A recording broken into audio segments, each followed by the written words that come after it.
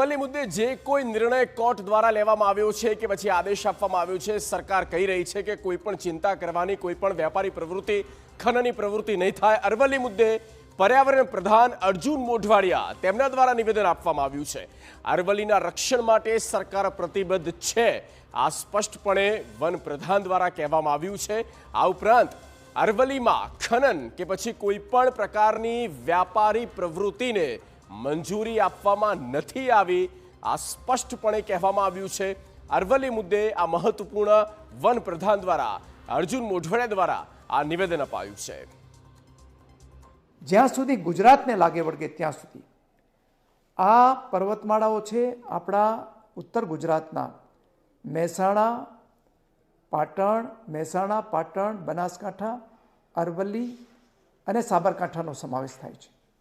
અને આ જિલ્લાઓમાં આપણે ગિરિમાળા જે છે અરવલ્લીની, એમાં કોઈ પણ જગ્યાએ ખનનની કે વ્યાપારી પ્રવૃત્તિ માટેની મંજૂરી આપી નથી અને ભવિષ્યમાં આપવાના પણ નથી। એટલે આપણને ગુજરાતને લાગે વળગે ત્યાં સુધી આ ચુકાદાથી આપણને કશો ફરક પડવાનો નથી। પહેલાં પણ આપણે આખી ગિરિમાળાને પર્વત તરીકે અને અરવલ્લી હિલ તરીકે માન્યતા આપેલી છે અને અત્યારે પણ આપણે માન્યતા ચાલુ રહેવાની છે। તો વન પ્રધાન દ્વારા સ્પષ્ટ કહેવામાં આવ્યું છે કે કોઈ પણ પ્રકારની ચિંતા કરવાની જરૂર નથી, કોઈ ખનન પ્રવૃત્તિ નહીં થાય। આ તમામની વચ્ચે વધુ એક મહત્વપૂર્ણ સમાચાર શું છે તેની પર નજર કરીએ તો અરવલ્લી મુદ્દે કેન્દ્ર સરકારે પણ એક મોટું નિવેદન આપ્યું છે।